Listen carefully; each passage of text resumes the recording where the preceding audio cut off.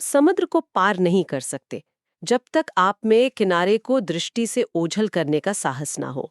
महान विचारक रविंद्रनाथ टैगोर के ये शब्द आज की हमारी बातचीत के लिए मुझे लगता है एक बेहतरीन शुरुआत है। बिल्कुल। नमस्कार और द डीप डाइव में आपका स्वागत है। आज हम एक बहुत ही दिलचस्प और जटिल मुद्दे पर बात करने वाले हैं। जी। वैश्विक मंच पर एक बड़ी खींचतान चल रही है। देखिए, एक तरफ है पूर्व अमेरिकी राष्ट्रपति ट्रंप, जो यूरोपीय संघ से कह रहे हैं कि भाई भारत और चीन पर जबरदस्त टैरिफ लगाओ। हाँ, 100% तक की बात की उन्होंने। सोचिए।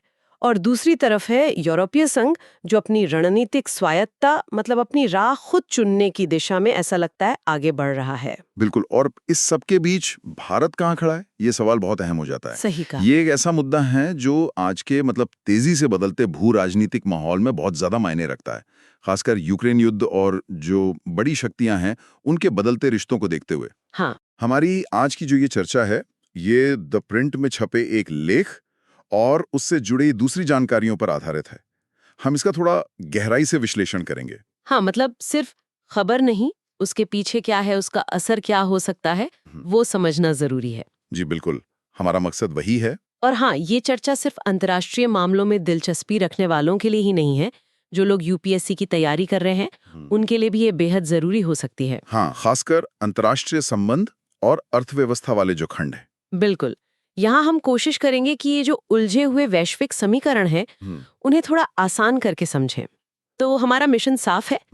ट्रंप की मांगों के पीछे क्या कहानी है, यूरोपीय संघ का रुख क्यों बदल रहा है, ये रणनीतिक स्वायत्ता आखिर है क्या चीज, और सबसे जरूरी, भारत यूरोपीय संघ संबंधों पर इसका क्या असर पड़ेगा। हाँ, इन सब परतों को खोलने की कोशिश करेंगे। बिल्कुल। तो तैयार हो जाइए, हम इन उलझी हुई कड़ियों को जोड़ने और समझने की कोशिश करेंगे कि दुनिया के नक्शे पर ये बदलाव क्या मायने रखते हैं। चलिए शुरू करते हैं। और इससे पहले कि हम इस गहरी चर्चा में उतरें, हमारे श्रोताओं से एक छोटा सा निवेदन हमेशा की तरह। जी। अगर आपको हमारी ये कोशिश पसंद आए तो चैनल को लाइक और सब्सक्राइब जरूर करें।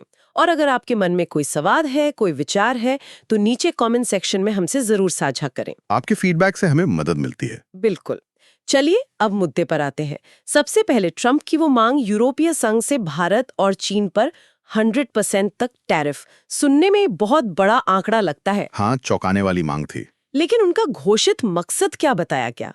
कहा गया कि इससे रूस पर दबाव बढ़ेगा और यूक्रेन युद्ध खत्म करने में मदद मिलेगी। जी, उन्होंने अपने ट्रूथ सोशल प्लेटफॉर्म पर भी ये बात कही थी कि वो रूस पर बड़े प्रतिबंध लगाने को तैयार हैं, लेकिन एक शर्त रखी। अच्छा, क्या शर्त? शर्त ये कि सारे नाटो देश भी ऐसा करें और रूस से तेल खरीदना बंद कर दें। अच्छा, मतलब वो अकेले नहीं, सबको साथ लाना चाहते थे। हाँ, और ये मांग आई भी ऐसे वक्त पर जब नाटो और रूस के बीच तनाव वैसे ही काफी बड़ा हुआ था। हाँ, वो ड्रोन वाली घटना याद है। पोलैंड और रोमानिया के हवाई क्षेत्र तक पहुंच गए थे। बिल्कुल। और देखिए, हालांकि अलास्का में ट्रंप और पुतिन की मुलाकात भी हुई थी, लेकिन जमीन पर तनाव कम होने का नाम नहीं ले रहा था। तो इसके पीछे और क्या चल रहा था? सिर्फ यूक्रेनी वजह थी या कुछ और भी? देखिए, कई परतें हैं। एक तरफ तो ये ट्रंप पुतिन बातचीत के बावजूद तनाव जारी था, दूसरी तरफ अमेरिका और भारत के बीच भी व्यापार को लेकर थोड़ी खींचतान चल रही थी। हाँ, वो ट्रेड इश्यूज तो थे। लेकिन दिलचस्प बात यह है कि ट्रंप सार्वजनिक तौर पर प्रधानमंत्री मोदी की तारीफ भी कर रहे थे। हाँ, ये थोड़ा विरोधाभासी लगता है। और एक और बात थी, शंघाई सहयोग संगठन यानी एससीओ की जो बैठक हुई थी, उसमें रूस, भारत और चीन की नजदीकियां बढ़ी थीं। इसको लेकर भी पश्चिम में, खासकर अमेरिका में कुछ चिंताएं थीं। अच्छा। और क्या ट्रंप पर कोई अंदरूनी दबाव भी था, मतलब यूक्रेन शांति मिशन को लेकर कुछ नतीजे दिखाने का? निश्चित रूप से ये दबाव तो था ही। साथ में एक और पहलू जुड़ा है, अमेरिका के अंदरूनी मामले। जैसे ट्रंप के पास टैरिफ लगाने का जो अधिकार है, खासकर वो international emergency economic powers act IEEPA जिसे कहते हैं। हाँ, वो आपातकालीन शक्तियों वाला कानून। जी, तो उस अधिकार को कानूनी तौर पर चुनौती दी जा रही थी और सुप्रीम कोर्ट का फैसला भी नवंबर में आने वाला था। ओह, तो टाइमिंग भी अहम थी। बिल्कुल। कुछ जानकार ये भी मानते हैं कि शायद ट्रंप का दबदबा थोड़ा कम हो रहा था और इसीलिए वो अपने सहयोगियों पर दबाव डालकर अपनी स्थिति शायद मजबूत करना चाह रहे थे। असल में यूक्रेन मामले में उनके पास विकल्प भी शायद कम हो रहे थे। प्रतिबंध लगाए, शांति वार्ता की कोशिशें हुई, रूस के ऊर्जा सौदों पर टैरिफ की बात हुई, लेकिन इनमें से कोई भी मॉस्को का रवैया बदलने में पूरी तरह कामयाब नहीं हो पाया था। युद्ध को खिंचता ही जा रहा था। ये दिलचस्प है। एक तरफ अमेरिका ये दबाव बना रहा था, दूसरी तरफ यूरोपीय संघ खुद यूक्रेन को लेकर काफी, कह सकते हैं, सक्रिय था। हाँ बिल्कुल। हंगरी, तुर्की, स्लोवाकिया जैसे कुछ देशों को अगर छोड़ दें तो ज्यादातर यूरोपीय देश कीव का खुलकर समर्थन कर रहे थे और रूस पर लगातार नए प्रतिबंध भी लगा रहे थे। यहाँ तक कि जुलाई में उन्हें अमेरिका के बिना ही अपना 18वां प्रतिबंध पैकेज लागू कर दिया था। जी, और पहले तो एक ऐसी व्यवस्था की भी बात सुनने में आई थी कि वैश्विक तेल बाजार को स्थिर रखने के लिए रूसी तेल भारत की रिफाइनरियों से होकर यूरोप पहुंचता रहे। हाँ, ताकि कीमतें एकदम से ना बढ़ें। लेकिन फिर कहानी में एक अहम मोड़ आया जब ट्रंप प्रशासन ने भारत पर भारी टैरिफ और वो द्वितीयक प्रतिबंधों की धमकी दी। अच्छा, ये द्वितीयक प्रतिबंध क्या होते हैं, थोड़ा समझाएंगे? हाँ, द्वितीयक प्रतिबंध यानी ऐसे प्रतिबंध जो सीधे तौर पर उस देश पर नहीं लगते जिसके खिलाफ कार्रवाई करनी है, जैसे यहाँ रूस, बल्कि उन तीसरे देशों या कंपनियों पर लगते हैं जो उस देश के साथ, मतलब रूस के साथ, व्यापार जारी रखते हैं। समझ गया। तो भारत के रूसी तेल और रक्षा आयात को निशाना बनाया गया? जी बिल्कुल। और जब ये धमकी आई तब स्थिति बदल गई। इसके जवाब में ब्रुसेल्स यानी यूरोपीय संघ ने रूस पर अपनी ऊर्जा निर्भरता तेजी से घटाने के साफ संकेत दिए। तो उन्होंने क्या कदम उठाए? उनका जोर अब रिन्यूएबल एनर्जी, मतलब नवीकरणीय ऊर्जा पर बढ़ गया। उन्होंने उन यूरोपीय कंपनियों पर भी नकेल कसनी शुरू कर दी जो रूसी ऊर्जा आयात में शामिल थीं।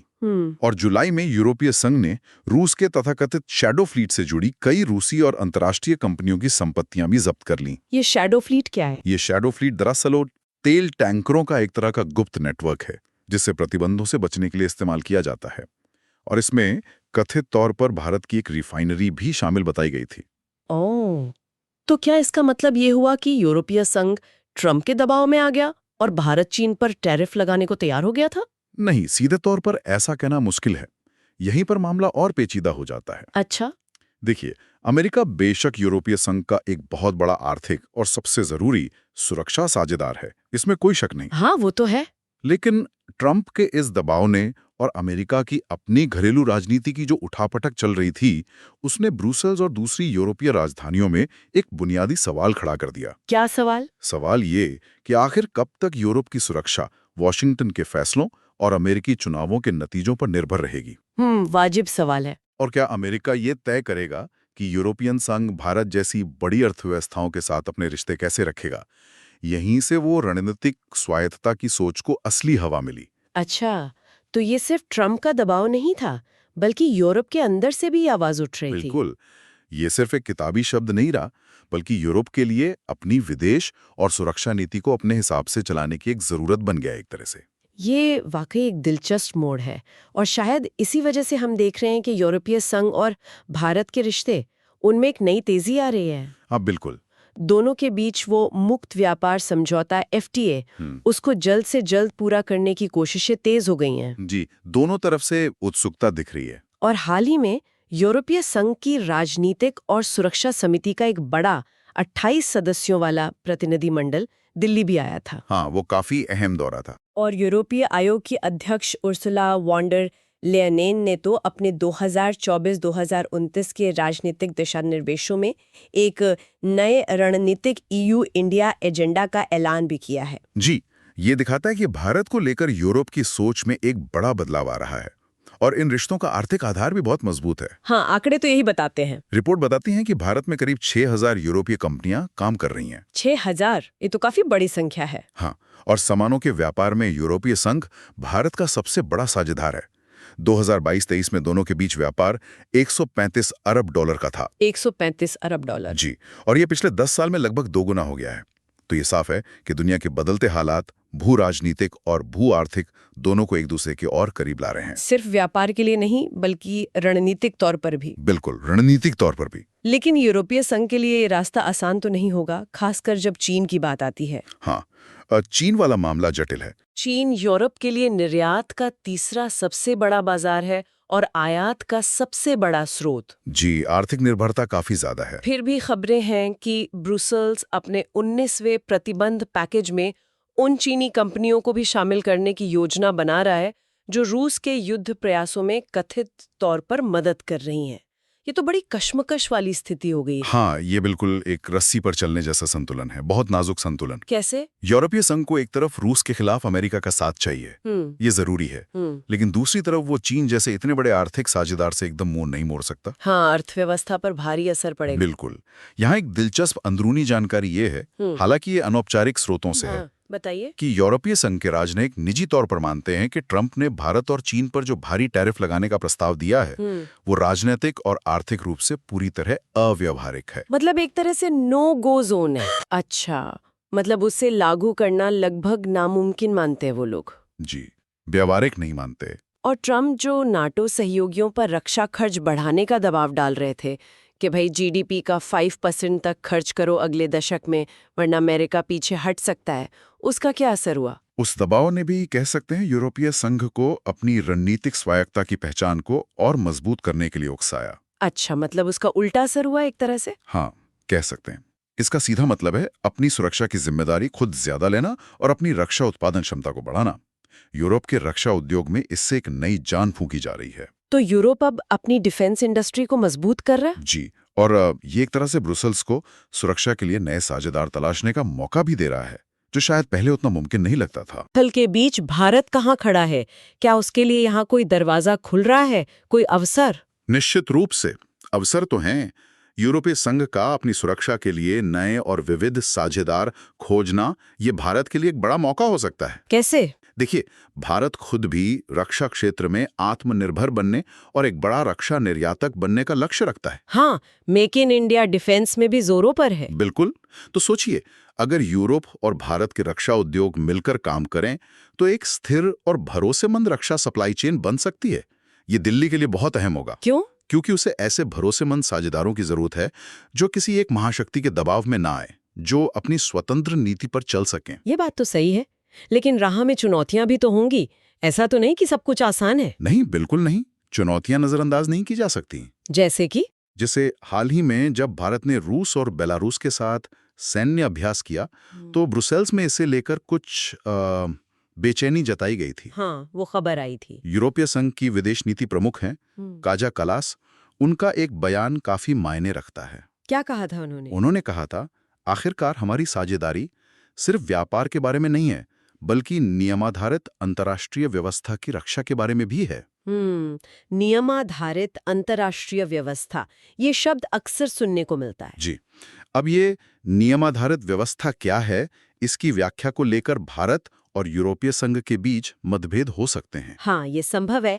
हर कोई अपने नजरिए से देखता है। बिल्कुल। तो ये एक चुनौती है जिसे संभालना होगा। तो फिर आगे बढ़ने का सही तरीका क्या हो सकता है? इन चुनौतियों को कैसे मैनेज किया जाए? देखिए, रास्ता है परिपक्व और खुली बातचीत का। जैसे जैसे दिल्ली और ब्रुसेल्स करीब आ रहे हैं और एक नया रणनीतिक ढांचा बना रहे हैं, उन्हें इस नियम आधारित व्यवस्था की अपनी अपनी समझ पर, और अगर कोई गलतफहमी है तो उस पर खुलकर बात करनी होगी। मतलब डायलॉग जरूरी है। बहुत जरूरी है। तभी वे इस तेजी से बदलती दुनिया की नई आर्थिक और सुरक्षा सच्चाइयों को समझकर एक दूसरे का साथ दे पाएंगे। मतभेदों को छुपाने के बजाय उन्हें समझदार साझेदारों की तरह सुलझाने की जरूरत होगी। बहुत बढ़िया विश्लेषण। तो चलिए आज की इस काफी विस्तृत चर्चा के जो मुख्य बिंदु हैं उन्हें एक बार फिर से श्रोताओं के लिए समेट लेते हैं। जी। हमने देखा कि कैसे ट्रंप ने यूरोपीय संघ पर भारत और चीन के खिलाफ भारी टैरिफ लगाने का दबाव बनाया। घोषित मकसद था यूक्रेन युद्ध को लेकर रूस पर शिकंजा कसना। हाँ, लेकिन उसके पीछे कई और परतें भी थीं। बिल्कुल। फिर हमने यूरोपीय संघ की प्रतिक्रिया को समझा, कैसे वो अपनी रणनीतिक स्वायत्ता की तलाश में आगे बढ़ रहा है और इसके पीछे क्या कारण है। अमेरिका पर निर्भरता कम करने की सोच। हाँ, हमने भारत यूरोपीय संघ संबंधों में नई गर्माहट देखी, एफटीए की अहमियत और बढ़ते व्यापार पर बात की, आर्थिक और रणनीतिक दोनों स्तरों पर। फिर हमने ये भी देखा कि यूरोपीय संघ कैसे अमेरिका और चीन के बीच एक मुश्किल संतुलन साधने की कोशिश कर रहा है। वो नाजुक संतुलन वाली बात। हाँ, और कैसे ट्रंप के दबाव ने अनजाने में ही सही यूरोप को अपनी रक्षा पर ज्यादा ध्यान देने को मजबूर किया है, अपनी रक्षा क्षमता बढ़ाने पर जोर। और आखिर में हमने भारत के लिए इसमें छिपे अवसरों पर बात की, साथ ही उन चुनौतियों पर भी गौर किया जो सामने खड़ी हैं, खासकर वो नियम आधारित व्यवस्था की व्याख्या वाली चुनौती। बिल्कुल। और अगर हम इसे थोड़ा और बड़े फलक पर देखें तो यह सब हमें सोचने पर मजबूर करता है। श्रोताओं के लिए एक विचारणीय प्रश्न छोड़ते हैं। हाँ जरूर। यूरोपीय संघ की रणनीतिक स्वायत्तता की ये जो खोज है, ये लंबे समय में दुनिया के शक्ति संतुलन को किस तरह बदल सकती है? ये बड़ा सवाल है। या फिर इस बदलते भू राजनीतिक शतरंज की बिसात पर भारत अपनी स्थिति को और मजबूत करने के लिए यूरोपीय संघ के साथ अपने इन उभरते रिश्तों का फायदा कैसे उठा सकता है? वाकई सोचने और समझने के लिए बहुत कुछ है। आज की इस गहरी और बहुत ही ज्ञानवर्धक बातचीत के लिए आपका बहुत बहुत धन्यवाद। धन्यवाद। और हम अपने सभी श्रोताओं को भी उनके समय के लिए धन्यवाद देना चाहते हैं। आपके विचार और सवाल हमारे लिए हमेशा की तरह बहुत कीमती हैं। उन्हें नीचे कमेंट सेक्शन में जरूर लिखें। हमें इंतजार रहेगा। और हाँ, अगर आपको ये विश्लेषण पसंद आया तो कृपया चैनल को लाइक और सब्सक्राइब करना ना भूलें। अगली बार फिर मिलेंगे एक और अहम मुद्दे पर ऐसी ही गहरी चर्चा के साथ। तब तक के लिए अलविदा। अलविदा।